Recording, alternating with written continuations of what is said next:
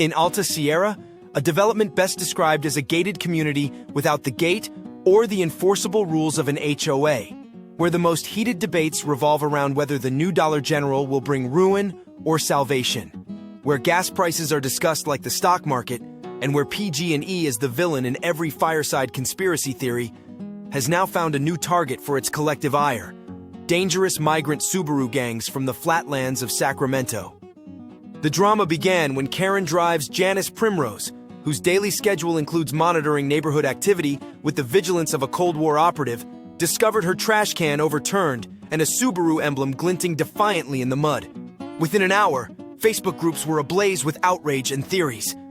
The Subarus are coming, they warned, and this time, it's not about gas mileage. The rumor spread like wildfire. For a development where neighbors rarely share more than a nod over a privacy fence, the Subaru scare had done the impossible. It brought them together, if only to share suspicions.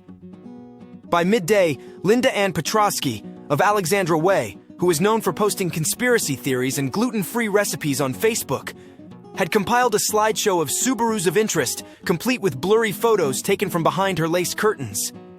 "This one slowed down by the post office," she said, in a live-streamed video that gained 73 views, 11 thumbs up, and one angry emoji from her cousin in Chico. Coincidence? I think not. The Nevada County Board of Supervisors convened an emergency session. Supervisor Ed Schofield, already weary from 3 hours of public comments on pothole priorities, stared out at the packed room of residents holding signs reading, "No Subarus, no surrender." He cleared his throat, the room quieted, and Linda Ann's phone camera zoomed in.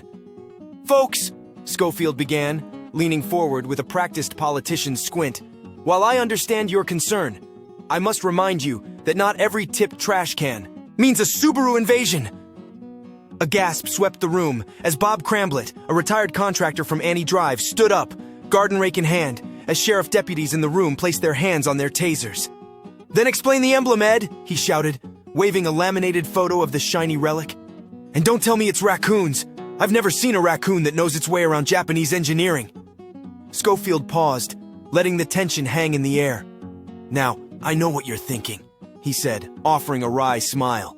"And I'm not saying there's nothing to these claims. We've seen plenty of outside influences trying to muscle their way into our quiet corner." A ripple of approving nods swept the crowd.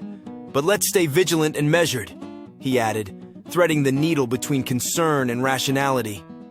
In a show of community spirit, the Alta Sierra Property Owners Association, known more for organizing meetings than crisis management, attempted to de-escalate the tension. They distributed flyers titled "Wildlife Safety and You" in MS Comic Sans font, featuring cheerful clip art of raccoons with speech bubbles saying, "I'm just here for the leftovers." But it was too late. The trash and safety fair spiraled into chaos when Cramblett seized the microphone again. "Listen up, folks!" Cramblett yelled. "This isn't just about trash. Word on the gravel is these Subarus are scouting for a new location to open a Mexican grocery store. They're gonna replace our gas station burritos with, I don't know, organic tamales or something non-American." A murmur of alarm rippled through the crowd.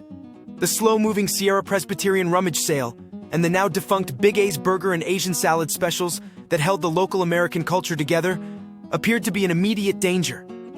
As if the situation couldn't get more surreal, local self-proclaimed cryptozoologist and amateur photographer Keith Bradenshower stepped forward to address the wildlife angle. "Look," he said, pushing up his sleeves like a man prepared to wrestle logic itself.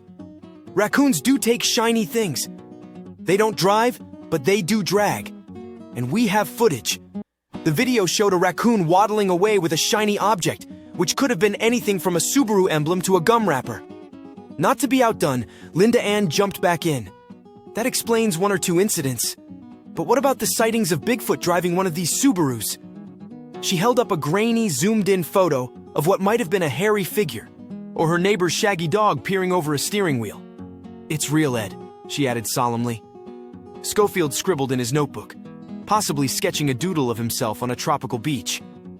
"And there's Miguel Vasquez, a local with deep roots and a MAGA hat that matched his pickup's paint job, added fuel to the fire. He stepped forward with the air of someone carrying gospel truth. Folks, we've got bigger problems than just trash. I've been watching, talking to people, he said, emphasizing people like they were undercover agents. And there's more to this than meets the eye. My barber's uncle, the one who was in the service, told me that these Subarus are scouting the area for a Mexican grocery store, an organic one.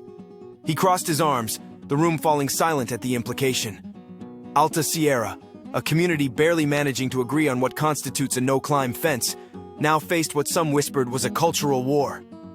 Ed, you know what this means, don't you? Miguel pressed, folding his arms like a sheriff who just locked eyes on a donut. Schofield nodded solemnly, tapping his pen on the table. We've seen things like this before, Miguel continued. We'll stay on top of it. You have my word. Schofield sighed, motioning for quiet. I'd like to suggest we form a task force, he said, watching Linda Ann nod vigorously while Bob raised his rake like a revolutionary pike. The room buzzed with excitement at the prospect of forming a neighborhood watch with official-sounding titles.